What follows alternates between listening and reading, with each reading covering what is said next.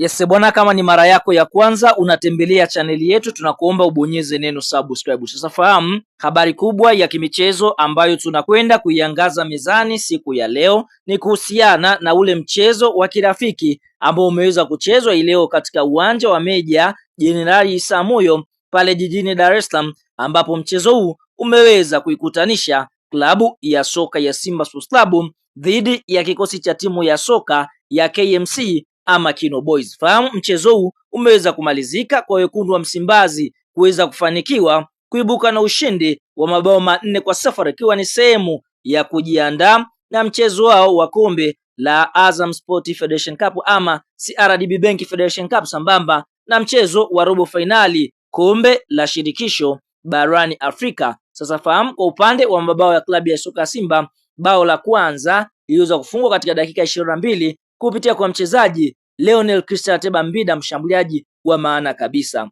Bao la pili la klabu ya soka Simba limeweza kufungwa katika dakika ya 37 kupitia mchezaji Edwin Barua, ambaye naye pia siku ya leo alikuwa katika kiwango bora sana katika mchezo ambao Simba wameweza kucheza dhidi ya KMC. Huku bao la tatu la klabu ya soka ya Simba limeweza kufungwa katika dakika ya 78 kupitia kwa Leonel Christian Ateba Mbida, na bao la mwisho la Simba limefungwa dakika ya 90 kupitia kwa mshambuliaji Valentino Mashaka, aliingia kipindi cha pili akichukua nafasi ya mchezaji anaofahamika kwa jina la Leonel Christian Ateba. Fahamu klabu ya soka ya Simba siku ya leo walikuwa katika kiwango bora sana. Kwa upande wa kikosi cha kwanza ambacho Simba waliweza kuanza nacho, golini alianza golikipa Hussein Abeli. Eneo la fullback namba 2 alianza mchezaji anaofahamika kwa jina la Kelvin Kijili, huku fullback namba 3 ni Valentino Ma. Center back namba 4 aliweza kuanza Shamu Karabwa. Center back namba 5 aliweza kuanza mchezaji anaofahamika kwa jina la Hussein Kazi. Eneo la kiungo namba 6 klabu ya soka Simba walianza na Agustino Kejefa. Winga namba 7 Simba walianza na Edwin Barua, huku eneo la kiungo namba 8 akianza Fabrice Luamba Ngoma MT midfield teacher, na katika eneo la mshambuliaji namba 9 alianza Leonel Christian Ateba Mbida.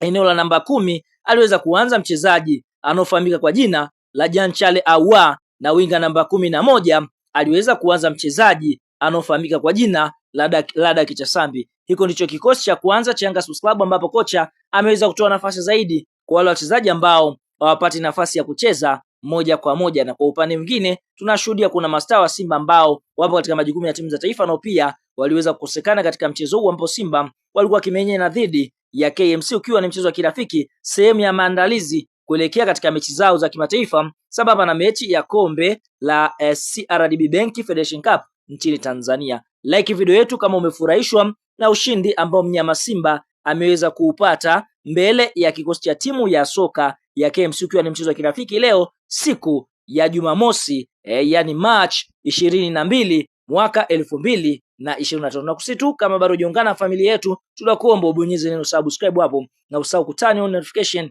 ili uweze kupokea taarifa na matukio motomoto ambayo yanabamba kila kona.